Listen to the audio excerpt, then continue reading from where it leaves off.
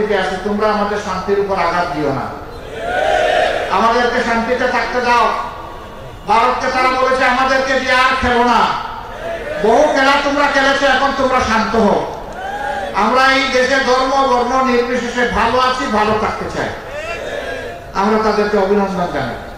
এর আগে কোনোদিন তারা এরকম প্রতিবাদ করেননি, এবার তারা করেছেন। তার কারণ হলো তাদেরও আল্লাহ বিবেক দিয়েছেন। তারা দেখেছে 5 তারিখের পরিবর্তনের পর দায়িত্বশীল দেশপ্রেমিক সংগঠন বাংলাদেশ জামাত ইসলামী, ইসলামী ছাত্র শিবির, শ্রমিক কল্যাণ ফেডারেশন, স্কুল কলেজ মাদ্রাসার শিক্ষক ছাত্ররা, অন্যান্য বিরোধী দলের লোকেরা, তখন যারা বিরোধী দলে ছিলেন তারা সকলে এসে বিভিন্ন ধর্মের যে সমস্ত প্রতিষ্ঠান আছে সেগুলোকে পাহারা দিচ্ছে, তাদেরকে দিয়ে আশ্বাস দিচ্ছে, সাহস যোগাচ্ছে যে আমরা মিলেমিশে সকলেই বাংলাদেশের নাগরিক। আমরা মর্যাদার সাথে, শান্তিপূর্ণভাবে, সৌহার্দ্যের সাথে, সম্প্রীতির সাথে আমরা এখানে বসবাস করব, আপনাদেরকে কোনো চিন্তা করতে হবে না। যখন বাংলাদেশের দায়িত্বশীলতার পরিচয় দিল, তখন একটি উগ্র সংগঠন আবার হিন্দু ধর্মের লোকদেরকে উস্কাতে দিল যে এবারকার দুর্গাপূজা আমরা করবো না, এটা আমরা বাদ দেব। কেন করবো না?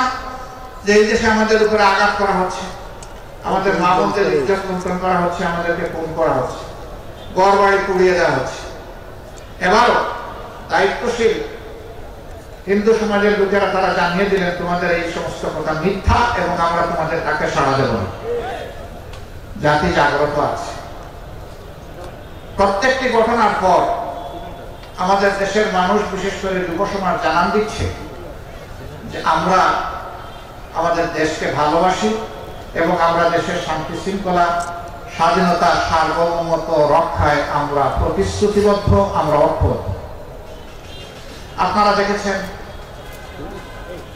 এই অতি সম্প্রতি ইসকনের ঘটনা ঘটার পরে আমাদের বর্তমান অন্তর্বর্তীকালীন সরকারের প্রধান উপদেষ্টা দাওয়াত দিয়েছিলেন সব ধরনের সংগঠন, ডান বাম, ইসলামী মধ্যম, সবাই এই বাংলাদেশের 53 বছর চলার জীবনে প্রথমবারের মতো সকল ঘরানার দেশপ্রেমিক মানুষ, বিশেষ করে মুসলমানদের আমরা তখন হাতে ধরে করেছিলাম দেশ এবং জনগণের স্বার্থ রক্ষায় এবং নিজেদের রক্ষায় আমরা সবে।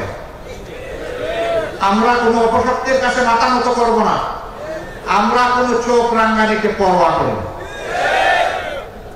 এই আওয়াজ, এই মেসেজ দেশের জনগণকে আরো ঐক্যবদ্ধ করেছে, আরো শক্তি জুগিয়েছে এবং বিশ্ববাসীকে বার্তা দিয়েছে যে বাংলাদেশের বিরুদ্ধে ঘরে বাইরে কোনো ষড়যন্ত্র আর সফল হবে না।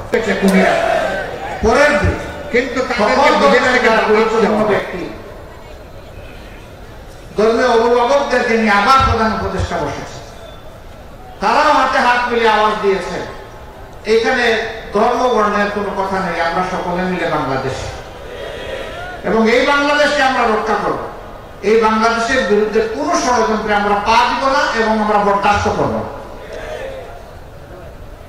আমরা অভিনন্দন জানাই, মোবারকবাদ জানাই এই অঙ্গীকার ব্যক্ত করার জন্য।